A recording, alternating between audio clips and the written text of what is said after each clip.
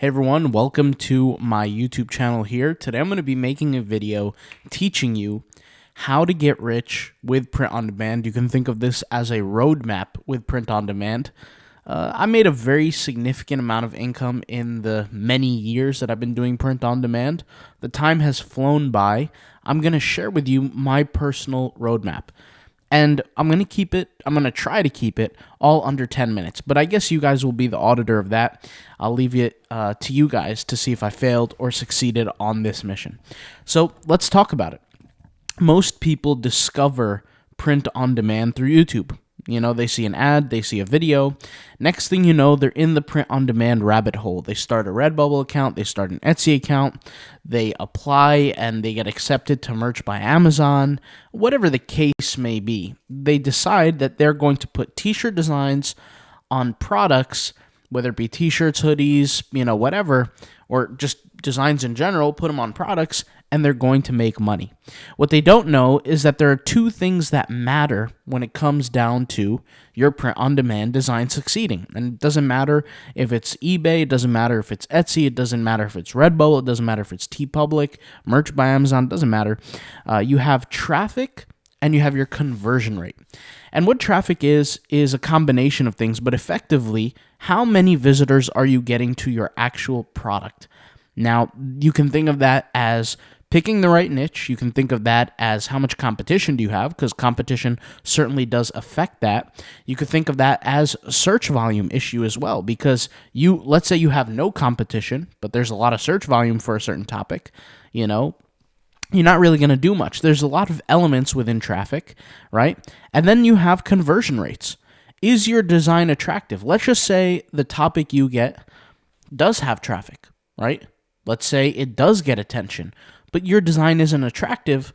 They're not going to purchase your product. So most people, they stop at this point. They don't even get to this point where they figure out what are the things they need to accomplish to succeed, and they just die off, right? That's where most people go. That's why I put a little skull icon here. For the people that decide to continue and they decide to gain more experience in this game, slowly over time, they start to learn these hacks, these tricks. And sometimes these tricks can be a certain software that might help them, but certain times it might be a tactic. It might be a piece of knowledge. It might be a piece of information. I'll give you a very quick example about how you can acquire these tactics or software. Videos, YouTube videos. In my YouTube videos, I've created over 1,000 videos on this channel relating to print on demand. And, one of the things I used to tell people is double down. If you have a product or a design that sells, go create more variations of it, whether it be variations of color, variations of style. And that's a very small example of a tactic that could potentially make you more money, right? Very small example. Now, you can learn this kind of stuff through experience or through courses or whatever. Even I have my own Redbubble course for $40 that I, put out there for over the years, and many people have joined. Another example of a hack or a trick is, for example, the Redbubble Favorite Automator. For those who don't know, I showcased this tool years ago, but this is a tool right here. I put a screenshot. It's a tool that costs $9.99, and what it is it's a software that favorites other people's work on Redbubble. And why do you do that? Why would you favorite other people's work?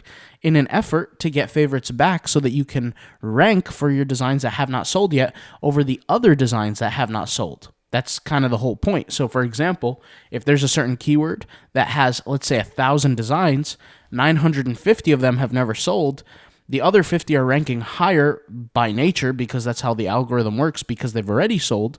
Well, then you have those 50 at the top, and then you have everyone else's towards the bottom, which is kind of bad if you're in a position where you're not in that, 51st spot, 52nd spot, 56th spot, etc. So what do? You favor other people's work in opposite niches, so you're not competing with yourself effectively. Those people then look at who's favoriting them. They then come favorite your work, and then you rank higher for designs, once again, that you haven't acquired sales yet, and you just naturally rank higher than your competitors, and that's how you get more visibility, right? And I actually showed a whole video experiment on this. It was like a week-long experiment that I did to prove that designs with more favorites rank higher Like I said, it's all in my YouTube kind of database. So if you want to see, I'll leave links in the description. You can go ahead and watch those videos, but they're all there, right? And these are different tricks and hacks that exist. And there's many, many more. There's thousands of different tricks, thousands of different hacks for every platform. You know, Merch by Amazon has its own, Redbubble has its own, TeePublic has its own. They all have their own. But once again, they're out there. It just takes experience, knowledge, courses, different things to go through to acquire that information.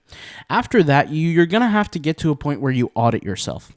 Now, for me, that range is when I'm making about $3,000 to $5,000 a month from a certain business. And why do I leave it at $3,000 to $5,000?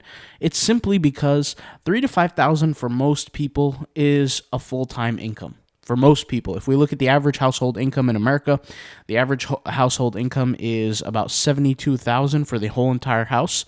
You divide that by 2 for the 2 working parents, and you have about $37,000 to $35,000 per parent.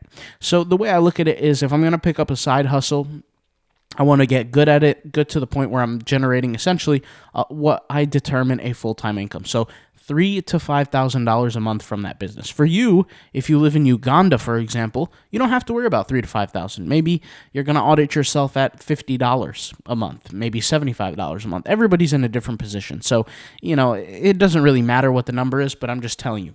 When you do your audit, you're going to ask yourself, am I going to keep going, or am I going to go into something else? Am I going to pivot?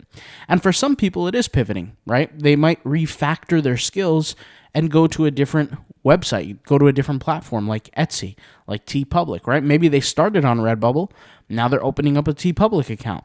Maybe they started on eBay, now they're doing Etsy. Maybe they started with a WooCommerce website, now they want to do Redbubble. It varies. It doesn't really matter, but people think of that. And sometimes people refactor their skills completely, right?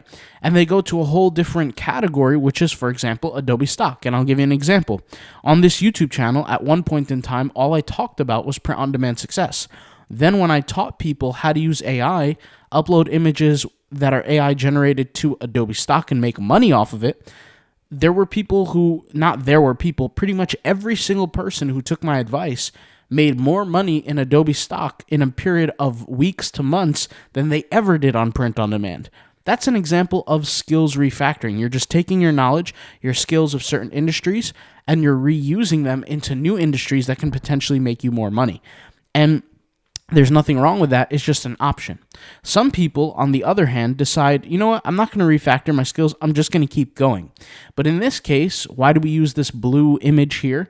It's because it connects with the hacking. They find new hacks. They find better hacks. After they get to a certain point, they decide, I'm going to keep going.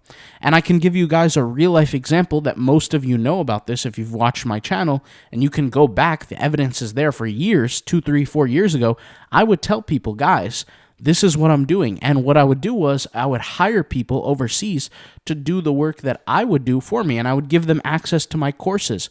For those who don't know, if you go to autopilotpassiveincome.com, okay, I have courses here that I created. POD design course, the Redbubble SEO course, all these different courses that I've created, I've given to my virtual assistants as training. That's actually why I created these courses. And when I created these courses, I give it to my virtual assistant to train, to learn what I want, what I expect, and how to do things properly. And then they use that information and they go make me money effectively on these print-on-demand accounts. And what does that relate to? That relates to passive income. Because what I'm doing is I'm putting money in, not really doing too much effort, making sure I just manage the whole process, and then I get money out. So that virtual assistant, when I teach them all the right things to do, I correct them, I train with them, things like that, I might pay them $450 for that month, right? But they might make me $950. So that's essentially passive income, right? Especially over time. Maybe not in the beginning because I do have to train my virtual assistants, but the point is it's a hack, it's a trick, it's a tactic that worked for me. Now I'm at the point where I don't need to hire anybody because AI exists, but the point is that this was a trick, a tactic, a hack. Okay, and you guys can learn all kinds of various tricks. I'll give you another example of a hack or a tactic. The Design Sensei tool, the tool that I created, the AI design tool that creates t-shirt designs for you. up to 50 at a time. That's not some sort of imaginary concept. It's a tool that I created, and I created videos on this, and I'll leave the links in the description if you want to go see the videos on this tool. But the tool is amazing. It saves an exorbitant amount of time, and it makes me money, right? So that is a perfect example of effectively how to get rich. Now, here's the thing.